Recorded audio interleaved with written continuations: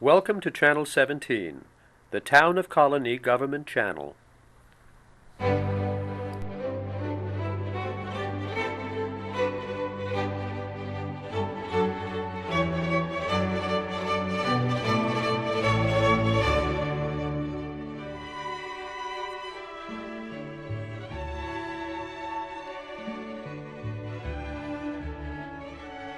And today's book, I read some reviews. I read a couple good ones, but I read some downright nasty ones. So let's find out what this is all about. Lisa is a teacher and a library aide over at the Christie School in Albany. Oh, Mater Christie.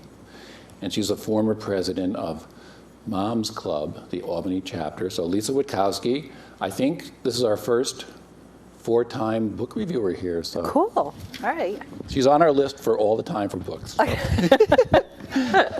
Hi, everybody. It's good to be back. Thank you for coming on this gorgeous day. And Joe, thank you for the introduction. It's great to be back. Today we're going to take a look at the book Girlland by Caitlan Flanagan, which was published this year by Little Brown and Company. Who is Caitlan Flanagan? She was raised in Berkeley, California. Her father was an academic at the university. She's a former staff writer for The New Yorker and a contributing editor to Atlantic Monthly.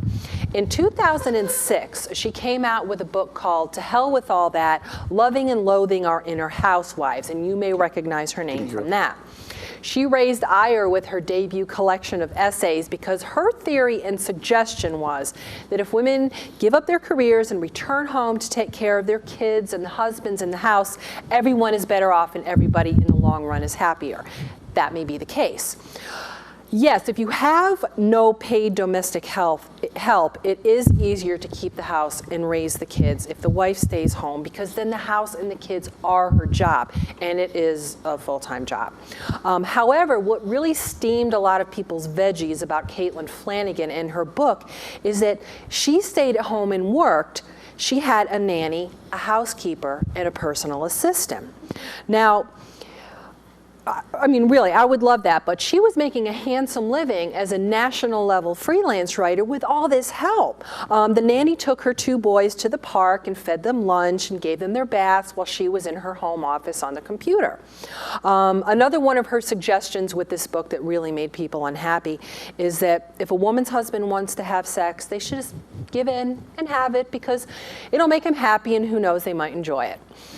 Great. Okay, so I'll keep that in mind tonight. Flanagan's book and other essays that she's written on places like Salon.com earned a pretty rabid following of detractors among feminist writers and mommy bloggers. I agree that it is a lot easier to take care of the house and the kids if you don't have yourself, if you don't have help, but nobody with full-time help, especially if it's live-in, gets to tell me that. And that goes for you, Jackie Kennedy, and that goes for you, Princess Diana. Don't talk about how fun and wonderful it is all the time when you have someone to do your dirty work for you. I think about all the times I would love to just go to the park and play with my kids, but I've got a stack of laundry up to here, and I could write a novel in the dust on my dining room table. And I always think, oh, I've got to do that first. I got to get all that organized, and then I'll go play. Flanagan claimed that her critics were just simply taking her way too seriously and everyone needed to lighten up, and that sounds suspiciously like what Amy Chua said when people were criticizing her book, Battle Hymn of the Tiger Mother. So here we are. Flanagan seems to be one of those writers that a lot of readers like to dislike. Now she's come out with Girlland, and this explores the emotional and physical lives of girls during their adolescence. What happens to the psyche of a young girl when she leaves her childhood behind and becomes a young woman? And why is a girl's experience so much more intense than that of her teenage brother? The book opens with the line, quote, "Every woman I've known describes her adolescence as the most psychologically intense period of her life." Really? I mean, maybe for her it was, but I was somewhat disturbed to read her take on the rocky shoals of female adolescence. Her first chapter repeatedly uses words such as frightening, sadness, heartbreak, drenched with romance, blood, profundity, danger, ravished, longing, terrible. I mean, it sounded more like an initiation to some bizarre cult than moving from the ages of 11 up to 19. Her book says, quote, emerging sexual maturity comes with very different realities and vulnerabilities for girls than it does for boys. This is girl land, the attenuated leave-taking, the gathering awareness of what is being lost forever. Becoming a woman is an act partly of nature and partly of self-invention. Girl land is the time and the place where this is all worked out. I'm going to pass around the dust jacket, which I actually took off while I was reading it because I didn't want my kids and my coworkers asking a lot of questions about it. It's a little provocative. And actually, when I was reading To Hell with All That, Loving and Loathing Our Inner Housewife, my daughter came by and I flipped the title over like that. And of course, she came over and picked it up and she said, did you flip it over because you didn't want me to see the word hell? I said, yeah, that was why.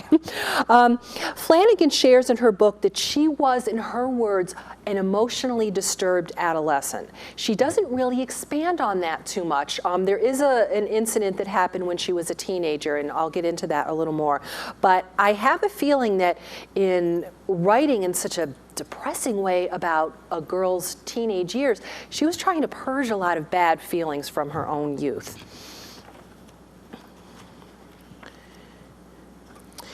We sense that despite all of our efforts to change and demystify and improve the experience of female puberty, it has somehow become even more difficult than it ever was. There is a paradox at the heart of contemporary girl land, and this paradox makes the emotional experience of female adolescence more intense and more difficult than ever. On the one hand, never in history have girls had so many opportunities or shared so fully in the kind of power that was only recently reserved for boys. Girls now outperform boys on the SAT, women outnumber men in college, and we're nearing a point at which women will outnumber men in the country's law and medical schools. In the space of a few short decades, the entire landscape of what is possible for a girl has changed dramatically. But on the other hand, at the exact same moment, we've seen the birth of a common culture that is openly contemptuous of girls and young women. At every turn, girls, even the most carefully raised and deeply loved, are surrounded by a popular culture that exhorts them to think of themselves as sexually disposable creatures. The frank message of 1,000 songs and websites and comic rants is that women exist merely to please men. Some of the best and brightest girls have come to believe this poisonous message. We need look no further than their millions of Facebook pages to see that it is true. I am very glad that Flanagan is exploring this terrain, not only because I have a young daughter myself. I'm glad she acknowledges that adolescence is different for boys and girls because I agree that it is. However, she makes the female experience sound very frightening and difficult in this book. It can almost sear you for life, hence her first sentence in the book, that it's just the most difficult phase in a woman's life. But I'm wondering, is it really that bad for all girls?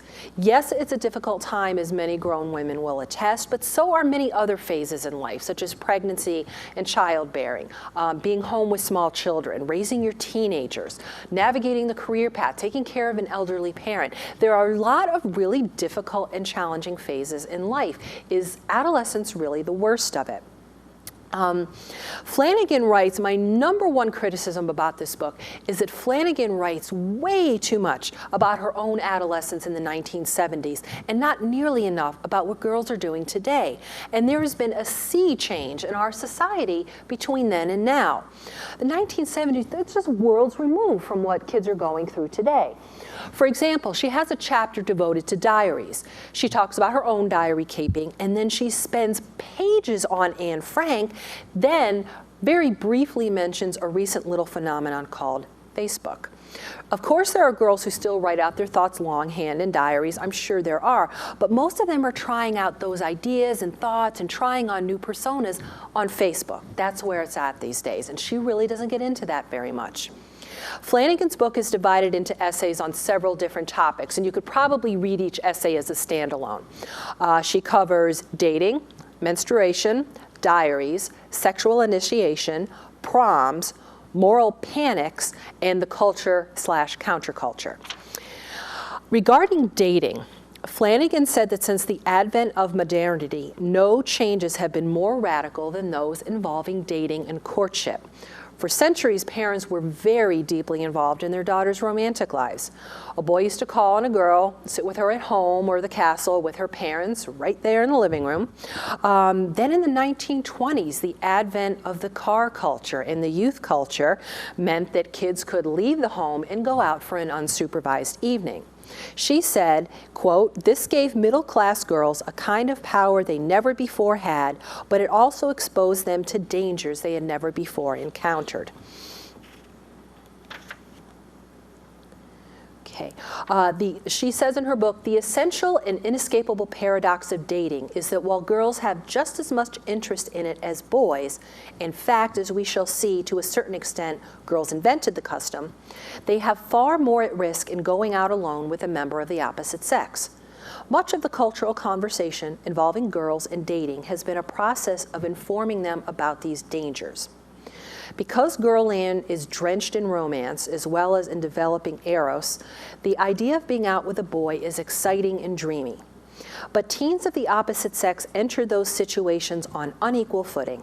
If someone is to be forced into sexual situations or beaten up or left with the consequences of pregnancy, if someone is to get the worst of a variety of terrible things that can happen in the privacy and seclusion of a date, it's going to be the girl.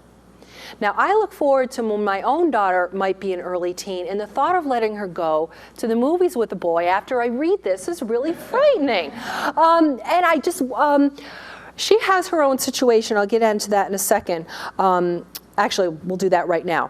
Her experience is sadly colored by a near date rape when she was 16 years old. And back then, it wasn't called date rape or attempted date rape. It was just a boy getting fresh on a date. He came by her house after school. They lived on Long Island at the time. He got her in the car and they decided to drive to the beach. And it was deserted at that time of the year, and the snack kiosks were closed and there weren't any lifeguards there. And they were parked in the parking lot, and he put the moves on her. And she said no, and he kept going, and she said no again.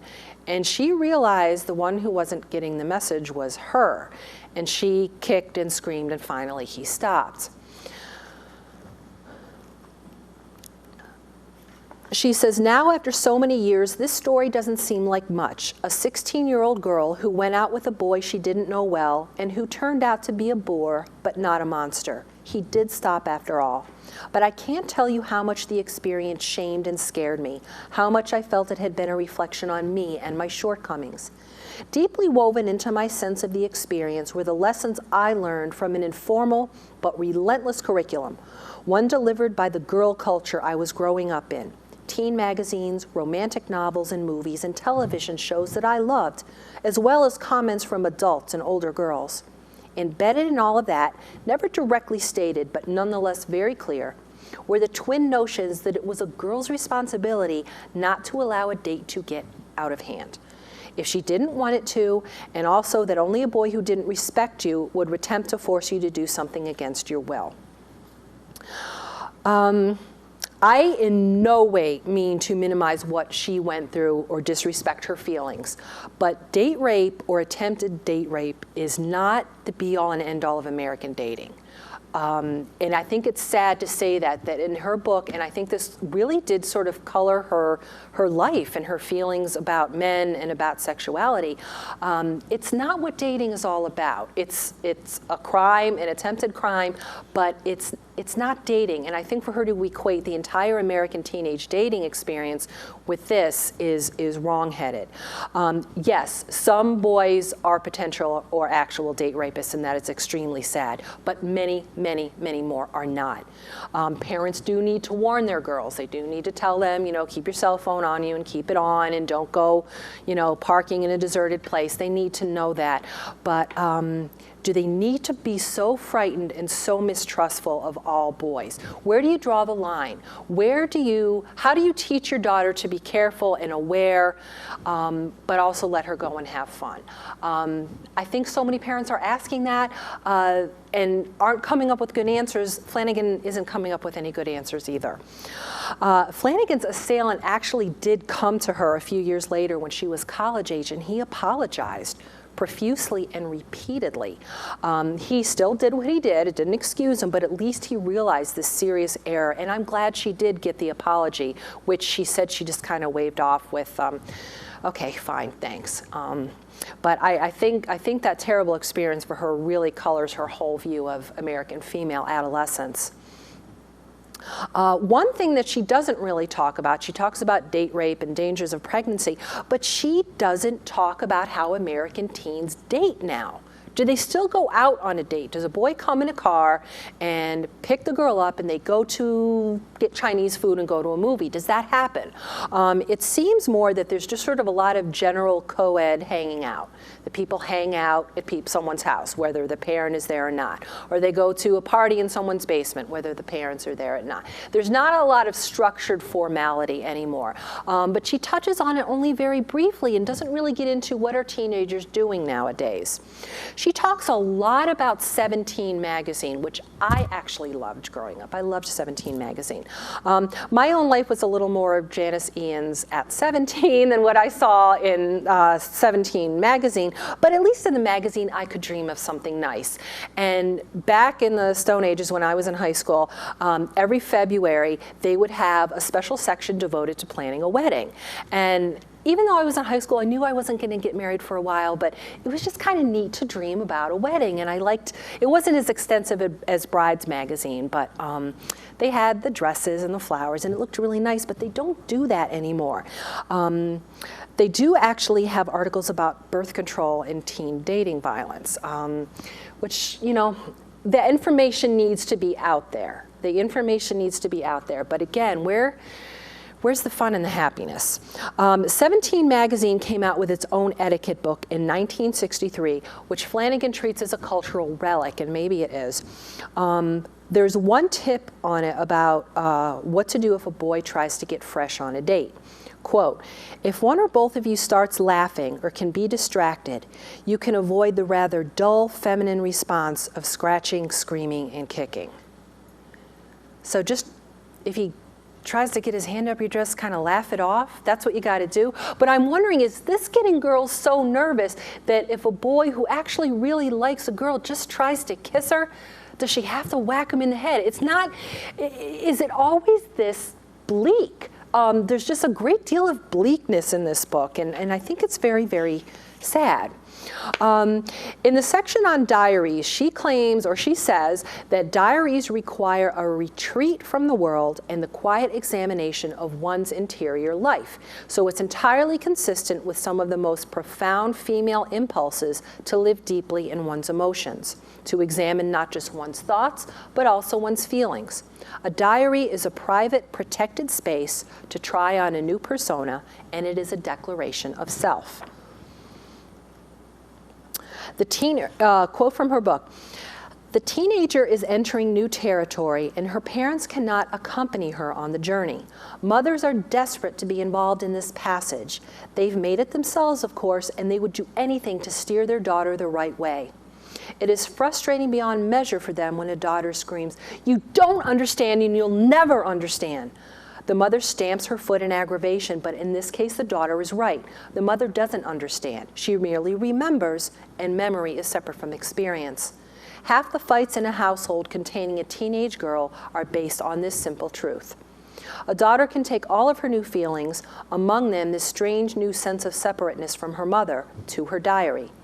In it, she takes her first tentative steps toward an identity separate from her parents and from the home that has a vested interest in remembering the little girl who once lived within this burgeoning adolescent.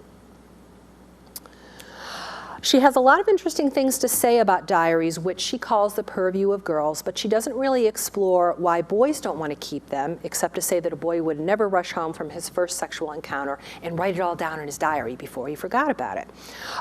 She goes on for pages about Anne Frank, which I actually found fascinating.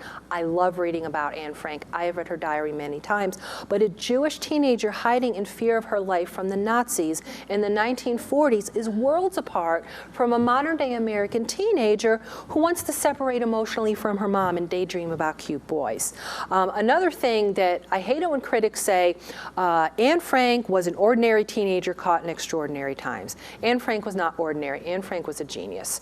And that's part of why it is so, so sad that her life was snuffed out so early. When you think about it, what she accomplished, what she wrote, what she wrote when she was 13 and 14, you wonder what could she have accomplished when she was in her 30s or 40s. Yes, Anne Frank was mad at her mom, and yes, she was dealing with awakening sexual feelings, and she wrote about these things, but Anne Frank didn't have Facebook, and that is where it is at now. Girls are putting the same thoughts and dreams that they used to put in diaries onto their Facebook pages right now. Since she's so interested in diaries, I'm wondering why Flanagan didn't do some research on, are girls still doing this? Do they still have the little leather-bound book that locks, or did they get a composition notebook? Do they still write diaries? Did she look into this? Did she look into any other surveys from any magazines about girls who still do it? Or is everything on Facebook now? I suspect it's more of the latter. That's the other thing the book misses, is besides an emphasis on the modern day, is statistics on who is doing what. This chapter needs to be about Facebook and not about Anne Frank. The little that she says about Facebook is as follows. The primary engine, I mean, what little she does on Facebook is spot on. I have to give her that. The primary engine of the stupendous growth of social networking sites like Facebook isn't the internet itself, but the fathomless narcissism of the young. There's no more ardent devotee of an online profile than its creator, lovingly adjusting the lighting on the perfect self-portrait, changing the song that serenades it, the graphics that surround it. The page can speak broadly to others, but others are almost beside the point. Every profile is a sonnet to the self.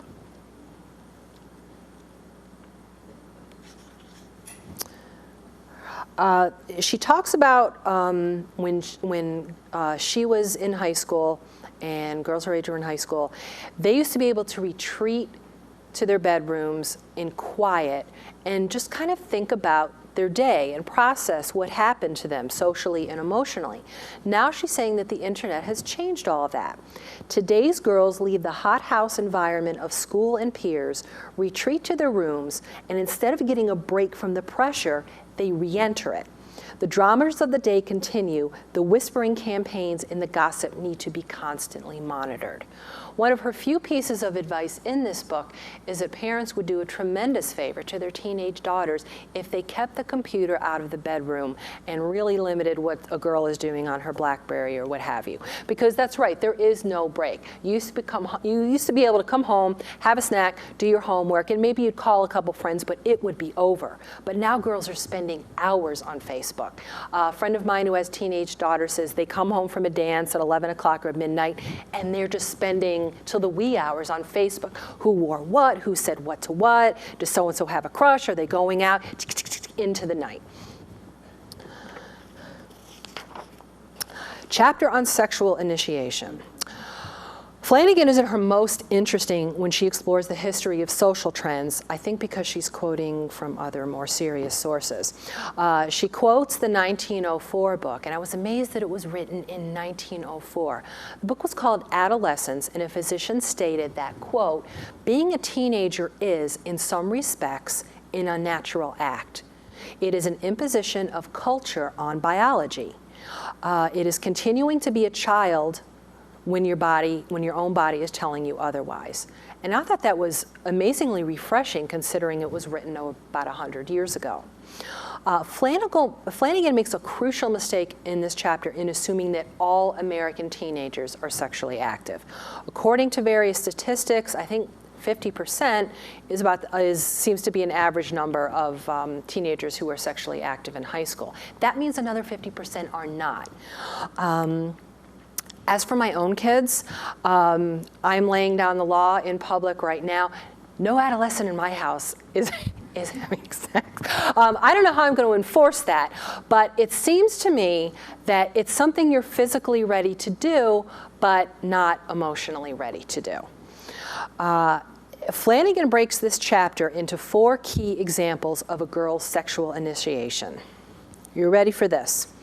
Patty Hearst, who was actually a college student at the time she was abducted by the Symbionese Liberation Army, and she was an heiress, and she was already living with her boyfriend. So we're not talking about a dewy-eyed 15-year-old. Another one was the diary Go Ask Alice, about a runaway who became involved with drugs and died of an overdose. This diary was later revealed to be a fraud.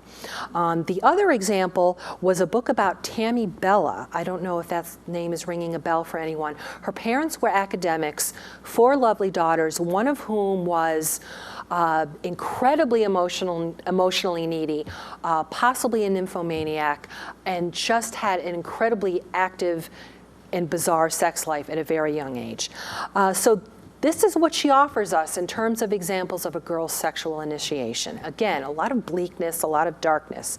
I will, however, grant Flanagan her 4th example. It's the Judy Blume book Forever, which was published in 1975. When I was in high school, I read and reread that many times. I still have the copy. It automatically falls open to the dirty parts. It's actually quite explicit. And the interesting thing is, this isn't about a girl who was date raped. This isn't about a girl who had a lot of emotional problems. This is about a happy, well-adjusted American teenager who lives with her parents, who loves her parents, who has a sexual relationship with her boyfriend in a monogamous setup. They love each other. It's a happy relationship. They lose their virginity to each other, and then they break up. They're 18, they go away to college, and it's over, and it's on to the next relationship. The idea, she says, posed in Forever was that a girl and her parents could reconcile the 2 forces: the desire for her to be a product of the home, tended and watched over, and still the responsibility of her parents, and also that she could have a sexual life with all of its mysteries, delights, and dangers. For many of today's parents, those who grew up in the time of Forever and its Arcadia of homeward-leaning but sexually liberated teenage daughters, that has been the goal in raising their own girls. But the culture, as always, presses forward, and the dream has become more fraught with ugliness and threat than Judy Blume's radical but sunny novel suggests. Again, this assumption that all American teenagers are having sex, that all of American parents think that this is okay to combine a life of high school innocence with the life of being a sexual woman. I'm not really comfortable with that. Again, Forever was huge when I was in high school, but she doesn't explore how big it is today. It's still out there. You can still get a copy. It's on Amazon. But she doesn't talk about sales figures. Are girls still reading this, or is this just something that Caitlan Flanagan and I remember from when we were in high school? I think that would have been really helpful to know if it's the totem it was among teenage girls that it was when I was. Since Flanagan likes to dig in the past, I was really flabbergasted that when talking about dating and sexual initiation, she didn't mention Splendor in the Grass. That's a well-known 1961 film. I think it was Warren Beatty and Natalie Wood. It was remade in the 1990s for television with Melissa Gilbert. It's about a girl who was driven literally mad by her thwarted sexual desire for her boyfriend, set in the Midwest in the 1920s. At the time the movie came out, Time magazine, the review said, quote, "The script on the whole is the weakest element of the picture, but the scriptwriter can hardly be blamed for it since it had been heavily edited by director Elia Kazan."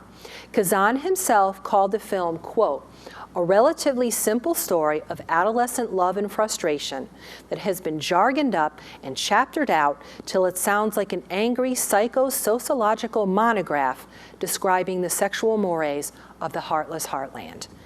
And I think that pretty much sums up Girlland. The chapter on proms, which I thought was actually really fascinating, and it's worth getting a copy of the book just to read the chapter on proms. She notes that now it's called prom and not the prom, kind of the way you say God and not the God. The prom movement, and I thought this was very interesting, was made up out of whole cloth. It's an entirely invented American tradition.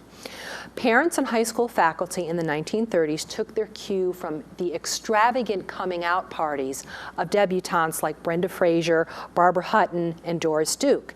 In 1938, Brenda Frazier's debutante party was featured on the cover of Life magazine, sort of a forerunner of people like Paris Hilton, who are famous simply for being famous. Flanagan claims that the heavily chaperoned dance with its special etiquette was designed to get young people to behave themselves after a decade of fooling around in the backseat of their parents' roadsters like they did in the 1920s.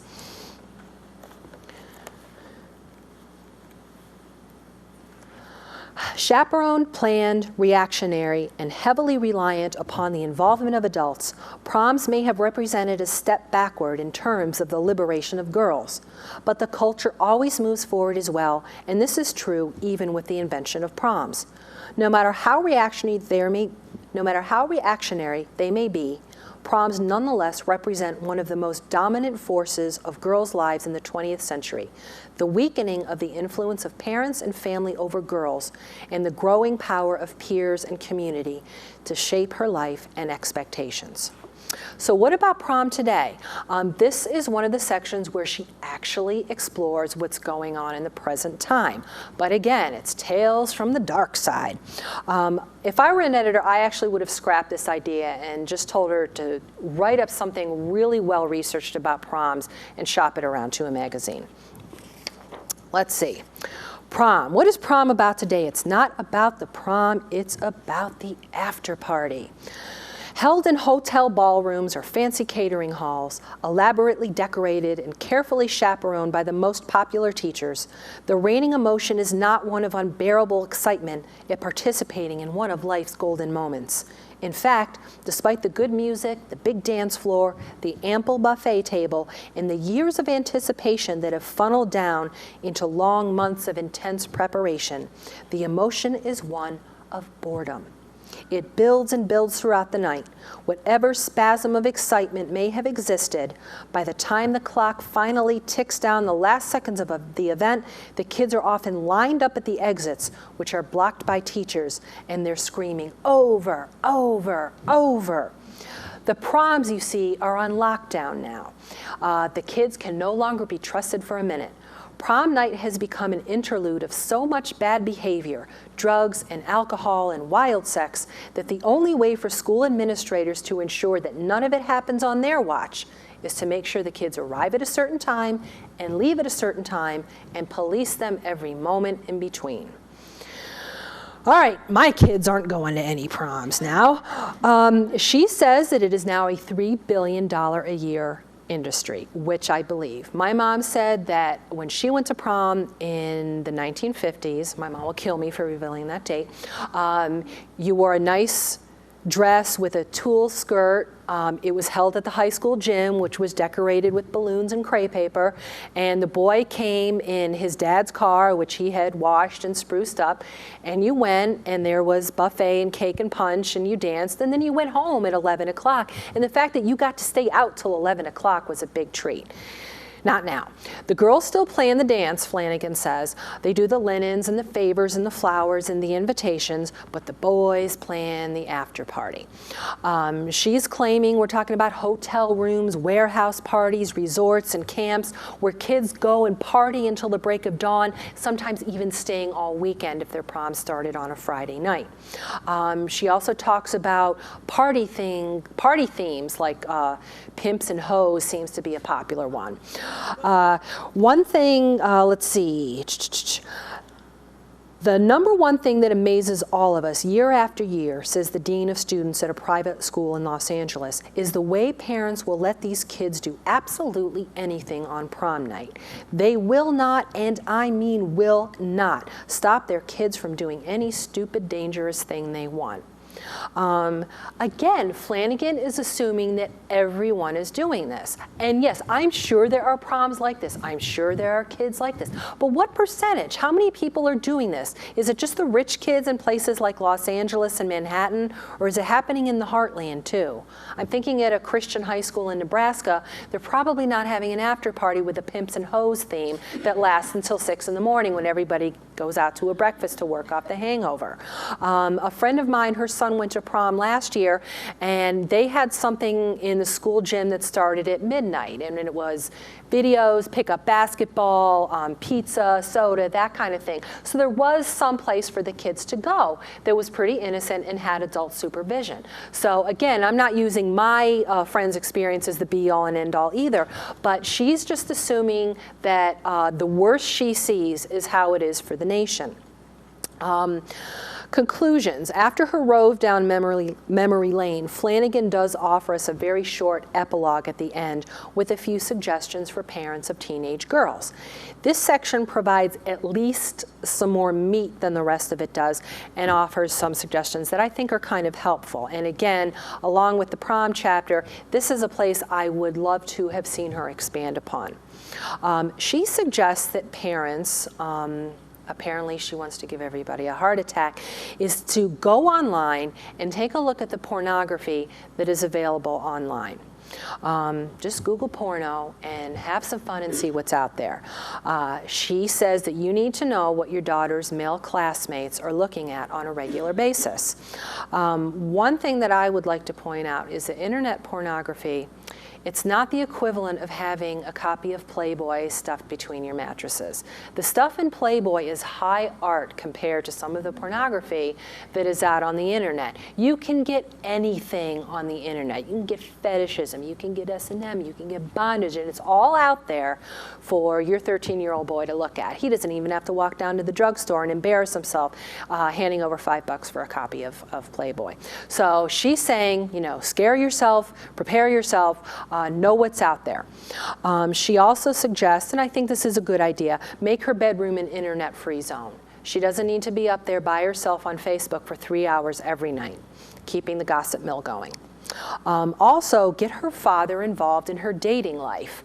This sounds suspiciously like the Christian movement where a daughter signs a virginity pledge that her father also signs, where the family pledges to deliver a young girl unsullied to her groom on her wedding day. However, she does say it's kind of helpful for a young man to come to a door and see Big Daddy there and know that he's thinking about his little girl. Does anyone remember the 1995 film Clueless with Alicia Silverstone? It's about wealthy teenagers in Beverly Hills, and it's very funny, and it's actually loosely based on Jane Austen's Emma. The girls, she has a date, he comes to the door to pick her up, says hello, and the father greets him with this sentence: "I have a 45 and a shovel. Nobody would miss you." Which I love, was my favorite line in the movie. So when we're sending our teenage daughters out on the date, maybe we should remember that suggestion. Also, and again, I wish she would have expanded on the epilogue and stopped talking about the bleakness and darkness of date rape. She says giving a girl limits doesn't limit the girl. You're not wrecking her future. You are not denigrating her as a female. You are not considering her somewhat less if you say, no, you cannot go to the all-night party after the prom at the warehouse. She talks about a woman whose daughter, there actually was a warehouse party. She was worried sick about her daughter, but she didn't want the girl to miss it. So she dropped the girl off at the abandoned warehouse where the party was and sat outside in the car all night long. She's saying, parents, you just have to say, no, you don't get to go to the party. That's really not appropriate for someone of your age. Also, she wants to remind us that girl land will pass. It will end. Your daughter will get out of adolescence, hopefully fairly unscathed, and all this difficulty is going to be over. I guess my big concern about this book, I just kind of think it's a wasted opportunity. She needs to talk about now and not the 1970s. She needs to talk about Facebook and not diaries written in a spiral notebook. Somewhere, someone out there needs to write a book with grace and common sense about how boys and girls are equal, but they are different. And that the way to protect and enable our children is not to scare the hell out of them, but educate them based on our personal family values, whether they are liberal or conservative. We don't want to deny them their sexual urges, because they do have sexual urges, but we need to teach them how to handle them. We also need adults to talk to the boys. We're always talking about how to protect the girls, but who's talking to the boys? We need to talk to the sons and say, no, you don't grab for a girl. You have to treat her with respect. And I know men have been doing that for a very long time. But there are a couple times in this book and a couple times in her book, To Hell with All That, where Flanagan kind of lets herself off the hook in this regard. She says, I have sons, I don't have to worry about that. I'm not really worried about their sexual initiation being an emotionally searing thing because they're boys and it's different. Well, you don't absolve yourself of responsibility by saying, I have boys, it's okay, I don't have to worry. We also, I think that's a cop-out. We also need to ask why mainstream song lyrics have gotten so explicit. I Googled the lyrics to the song Night and Day, which was written by Cole Porter in 1932. And that song is plainly and clearly about sexual longing. This man wants to make love to this woman really badly all the time, but at least there's some kind of class to the lyrics. She mentions a song in here called Love in Your Mouth. Think about that title for a while. It's by a rapper called Colonie, I think. I Googled those lyrics, and there's not a single line in it that I was comfortable sharing here today. Why did it get so bad? I think it's human nature to push the envelope in whatever you do. A fighter pilot, a jet fighter pilot, wants to fly faster and higher than the guy before him. A gymnast wants to do one more flip than the gymnast who did before her. A sprinter wants to shave seconds off his time. Everyone wants to do faster, better, higher, stronger. But so probably it's just human nature to want to get dirtier now that we can. Yes, you have free speech. Thank God we have free speech in this country. Yes, you can write the lyrics you want, but there's also, there's also such a thing in our free society as responsibility and respect for one's neighbor. We're not talking about the rap music today. We're not talking about stuff that's played in late night clubs. We're talking about stuff that kids are hearing at school dances. I have the right to go out in the lobby here at the library and yell fire. I'm not going to do that, because I'm concerned about the safety. I have responsibilities as a citizen. So I think parents and others need to say, why is this being played at high school dances? Someone's going to do it, someone's going to record it, but keep it in the late night clubs. We also need to admit to ourselves, no matter how liberal and enlightened we are, that it worries us, it concerns us, and it even scares us when sexual feelings awaken in our children. I'm not talking about Freudian weirdness here. I'm simply talking about when our babies grow up, they can feel and experience what we did sexually. Our babies' bodies are now ready to create other babies. We worry about unplanned pregnancies. We worry about sexually transmitted diseases. And far more importantly, we worry about them getting their hearts broken. We worry about their reputations. And now when we've gone beyond writing things down in a paper diary that stays in someone's bookshelf, and we're going to Facebook where people post everything online for the entire world to see, it's an entirely different ballgame. I'm in the first generation of mothers that will have to tell their daughters at some point, do not let anyone take a naked picture of you with their cell phone. It could go up on the internet.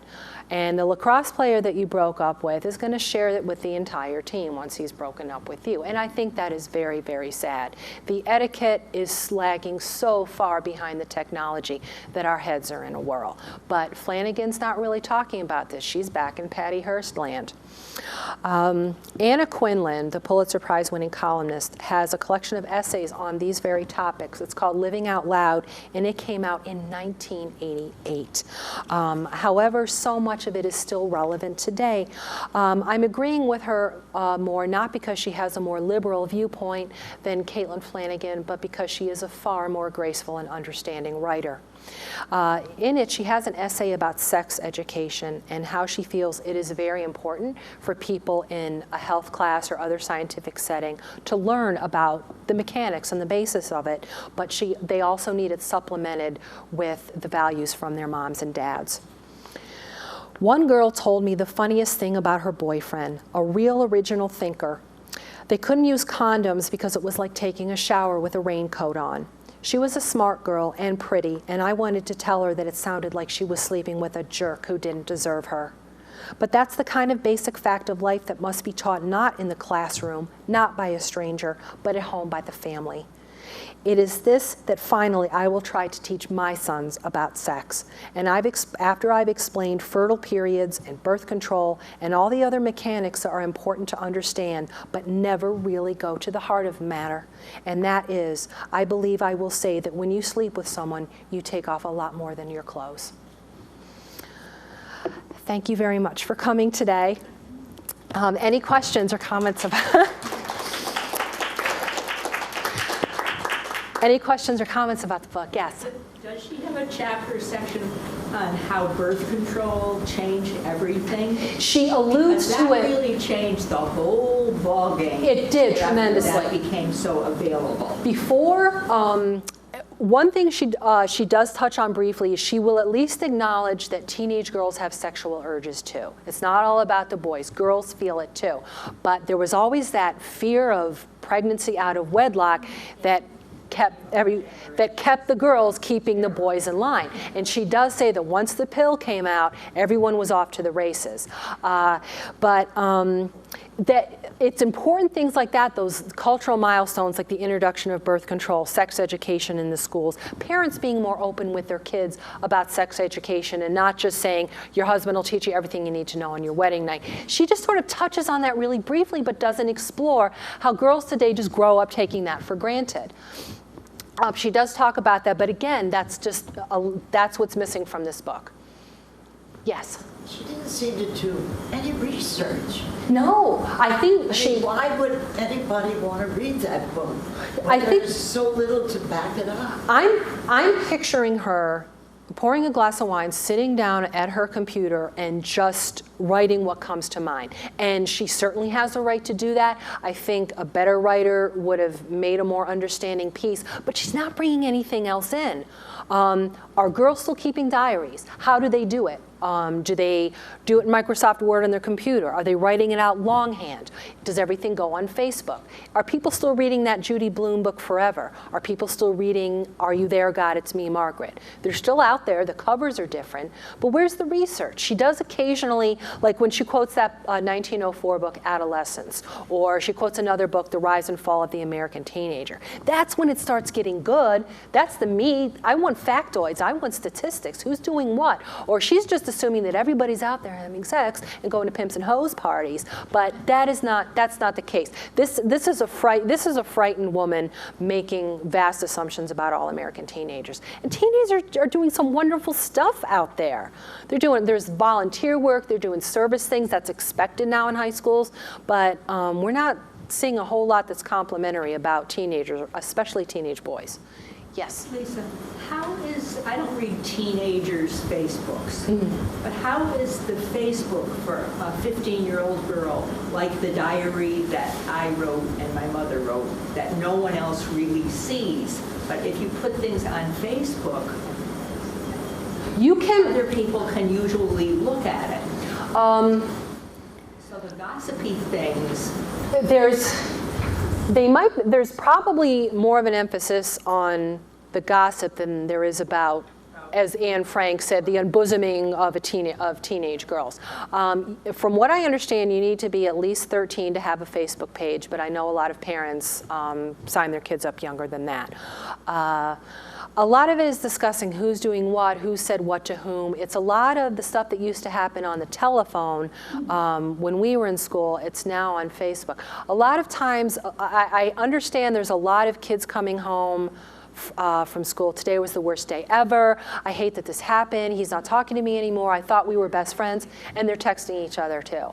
But they need to understand if they put something on Facebook, that goes out to everybody they've friended and everybody else they have friended too.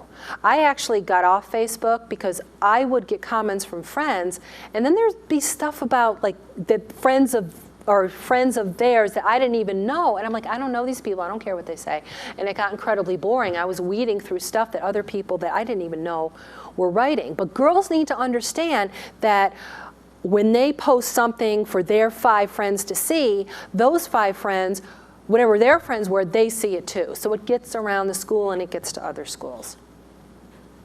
I don't know, I think I would love to see some kind of conversation or presentation to high school and even junior high school students at the beginning of a school year.